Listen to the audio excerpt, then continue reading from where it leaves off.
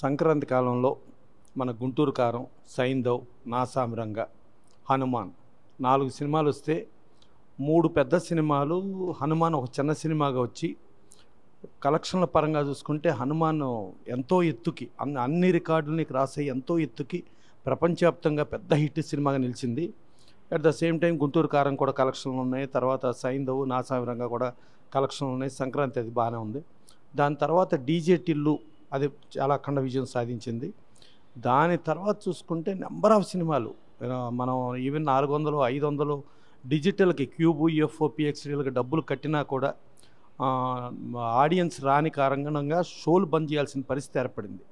So అలా number of సినిమాలు ఈ మధ్య రీసెంట్గా చూసుకుంటే ఒక 480 స్క్రీన్లకు డబ్బులు కడితే కేవలం 80 స్క్రీన్లు మాత్రమే షోలు పడినాయి. సో అసలు షోలు పడని పరిస్థితి.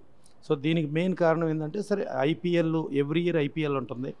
ఐపీఎల్ ఒక థ్రెట్ అయినా కూడా ఈ సంవత్సరం పెద్ద ప్రాబ్లం ఏంటంటే మనకి ఎలక్షన్లు ఉంటాం. ఎలక్షన్లో ప్లస్ మనకి క్యాండిడేట్లను కూడా చాలా ఎర్లీగా, అంటే ఎలక్షన్ నోటిఫికేషన్ కంటే ముందే అనౌన్స్ చేసేయటం, ఆ ఎలక్షన్ నోటిఫికేషన్ ముందే క్యాండిడేట్లు ప్రచారంలోకి దిగేయటం. ఆ ప్రచారంలోకి దిగినప్పుడు ఎవ్రీడే ఒక్కొక్క క్యాండిడేట్ అనమాల 1000 మంది అలా రావటం. ఆ 1000 మందికి ఇంతని డబ్బులు ఇచ్చి వాళ్ళకి ఫుడ్ పెట్టి ఇవన్నీ చేయటం మూలంగా వాళ్ళు సినిమాలకు రాకుండా కేవలం ఆ ఎలక్షన్ ఫీవర్లోనే జరిగిపోయింది. సరే మనకు ఆంధ్రప్రదేశ్లో చూసుకుంటే 175 అసెంబ్లీ, 25 పార్లమెంట్ అక్కడ ఉన్నాయి.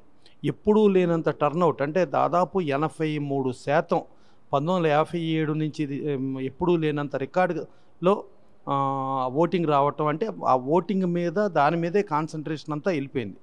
సరే తెలంగాణలో ఆల్రెడీ అసెంబ్లీ ఎలక్షన్లు అయిపోయినాయి. అసెంబ్లీ ఎలక్షన్ అయిన తర్వాత ఇవాళ 17 పార్లమెంట్ ఎలక్షన్లు జరిగినాయి. ఆ 17 పార్లమెంట్లకు కూడా చాలా విపరీతంగా, అంటే పెద్ద పెద్ద హీరో స్టార్ కంపెనీలు వస్తే లక్షలాది మంది జనం రావటం, వాళ్ళందరూ దానికి వెళ్ళటం, దాంతో సినిమా థియేటర్లకు రాకపోవడంతో జరుగుతూ ఇవాళ మనం చూసుకుంటే డీజే టిల్లు తర్వాత 95% ఆఫ్ ది థియేటర్స్లో నో షో, ఎవరు ఆడియన్స్ రాకపోవటం మూలంగా జరుగుతుంది. ఎప్పుడు ఈ మధ్య ఇప్పుడు గుంటూరు జిల్లాలో కూడా క్యూబ్, యూఎఫ్ఓ, పిఎక్స్డి మూలంగా భారంగా మారి మేము వాటికి కూడా డబ్బులు కట్టుకోలేని పరిస్థితిలో మాకు కలెక్షన్లు ఉన్నాయి. అందుకని మేము థియేటర్లు మూసేస్తున్నాం, మాకు ఆ డిజిటల్ది తగ్గితే కానీ మేము చేయలేమని చెప్పి వాళ్ళు ఒక స్ట్రైక్ నోటీస్ లాగా ఇచ్చి వాళ్ళు స్ట్రైక్ నడపడం జరిగింది. ఇవాళ తెలంగాణలో ఒక 10 రోజుల పాటు మేము మూసేస్తున్నామని చెప్పి, దానికి కారణం ఏంటంటే ఆడియన్స్ లేరు కాబట్టి మాకు మెయింటెనెన్స్, ఈవెన్ కరెంటు బిల్లులు కూడా రావటం లేదు, మేము కరెంట్లు కూడా మెయింటైన్ చేయలేకపోతున్నాం అనేది చెప్తూ, ప్లస్ దాంట్లో కూడా హెచ్డి కరెంట్ అని ఒకటి ఉంది. అంటే వాడినా వాడకపోయినా నెలకు మినిమం ఈ కరెంట్ అని ఎప్పటి నుంచినో ప్రభుత్వాన్ని రిప్రజెంట్ చేస్తున్నాం. ఇది ఇండస్ట్రియల్ స్టేటస్గా గుర్తించి యాక్చువల్ యూసేజ్ ప్రకారంగా మీరు సబ్సిడీలో కరెంటుకి చేయండి అని చెప్పి అడుగుతున్నాం. అదేమో సాధ్యం కావట్లేదు. ఫర్దర్గా మన రేవంత్ రెడ్డి గారిని కూడా అడిగాము, ఆయన పరిశీలిస్తామన్నారు. రేపు June 4 తర్వాత అక్కడ వచ్చే గవర్నమెంట్ని కూడా డెఫినెట్గా అడిగి అవన్నీ అదొకటి, ప్లస్ ప్రొడ్యూసర్స్కి జిఎస్టీ పరంగా డబ్బులు ఇవ్వటం, ఇవన్నీ చేస్తే కొంత ఇండస్ట్రీ ముందుకెళ్ళే అవకాశం ఉంటుంది. మళ్ళీ May 9న కల్కి సినిమా రిలీజ్ అని చెప్పి అనౌన్స్ చేయడం జరిగింది. అనౌన్స్ చేసి May 9న కల్కి ఎలక్షన్ కారణంగా పోస్ట్పోన్ చేసుకుని జూన్లోకి వెళ్ళటం జరిగింది.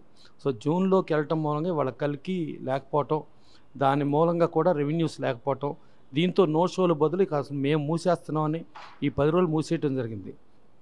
దీనిలో ఒక ప్రధాన కారణం మనం కూడా ఆలోచించుకుంటే, కామన్ మ్యాన్ ఎంటర్టైన్మెంట్ ఉన్న సినిమా ఇండస్ట్రీని మనం తీసుకెళ్ళి లగ్జరియస్ ఎంటర్టైన్మెంట్ చేసాం, టికెట్ రేట్లు విపరీతంగా పెంచేసాం.